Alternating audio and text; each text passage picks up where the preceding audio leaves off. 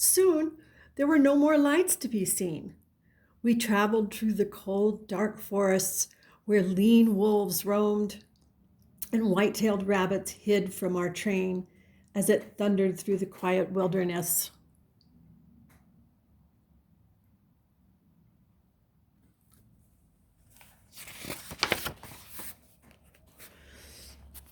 We climbed mountains so high it seemed as if we would scrape the moon. But the Polar Express never slowed down. Faster and faster we ran along, rolling over peaks and through valleys like a car on a roller coaster.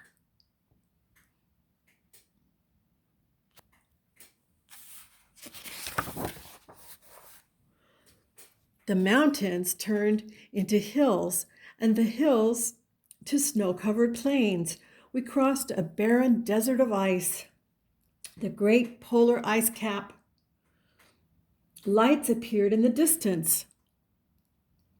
They looked like the lights of a strange ocean liner sailing on a frozen sea.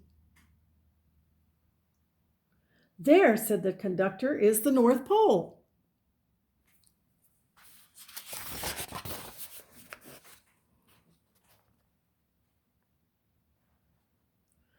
The North Pole. It was a huge city standing alone at the top of the world. It was filled with factories where every Christmas toy was made. At first, we saw no elves. "They're gathering at the center of the city," the conductor told us. "That is where Santa will give the first gift of Christmas."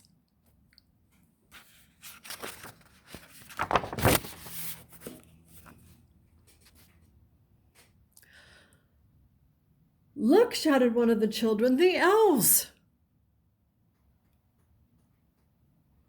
As our train drew closer to the center of the North Pole, outside we saw hundreds of elves. Then we slowed to a crawl, so crowded were the streets with Santa's helpers. When the Polar Express could go no further, we stopped, and the conductor led us outside.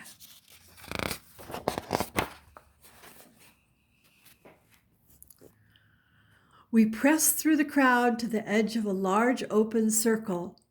In front of us stood Santa's sleigh. The reindeer were excited. They pranced and paced, ringing the silver sleigh bells that hung from their harnesses. It was a magical sound like nothing I'd ever heard. Across the circle, the elves moved apart and Santa Claus appeared. The elves cheered wildly. He marched over to us and, pointing to me, said, "Let's have this fellow here." He jumped into his sleigh. The conductor handed me up.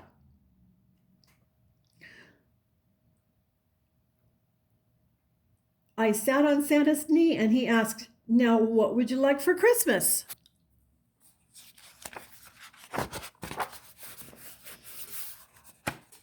I knew that I could have any gift I wanted, any gift I could imagine. But the thing I wanted most for Christmas was not inside Santa's great giant bag. What I wanted more than anything was one silver bell from Santa's sleigh. When I asked, Santa smiled.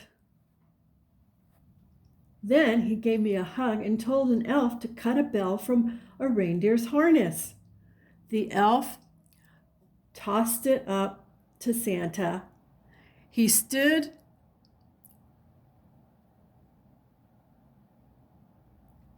holding the bell high above him and called out, "The first gift of Christmas!"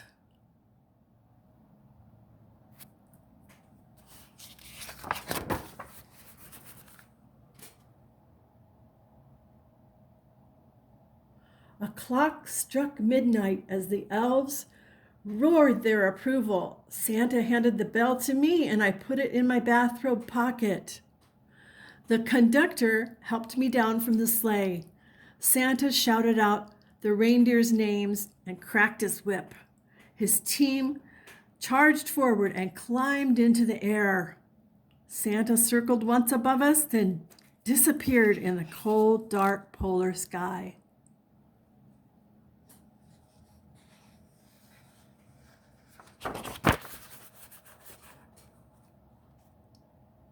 As soon as we were back inside the Polar Express, the other children asked to see the bell.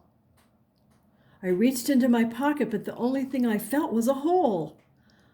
I had lost the silver bell from Santa Claus's sleigh. "Let's hurry outside and look for it," one of the children said. But the train gave a sudden lurch and started moving. We were on our way home.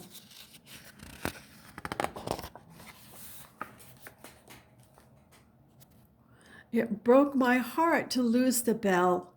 When the train reached my house, I sadly left the other children. I stood at my doorway and waved goodbye.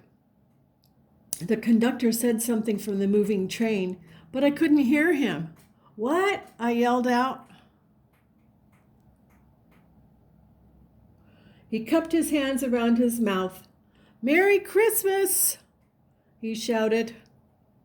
The Polar Express let out a loud blast from its whistle and sped away.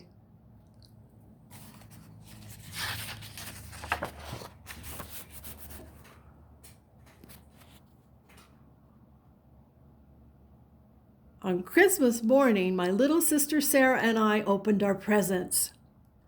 When it looked as if everything had been unwrapped, Sarah found one last small box behind the tree. It had my name on it. Inside was the silver bell. There was a note.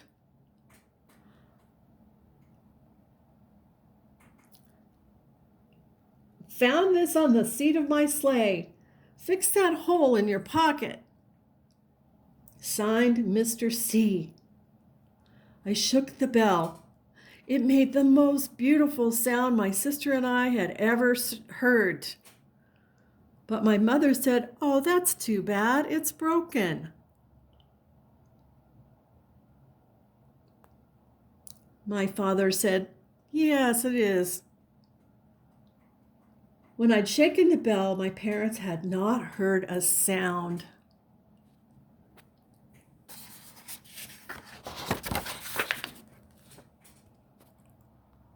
At one time, most of my friends could hear the bell, but as years passed, it fell silent for all of them. Even Sarah found one Christmas that she could no longer hear its sweet sound.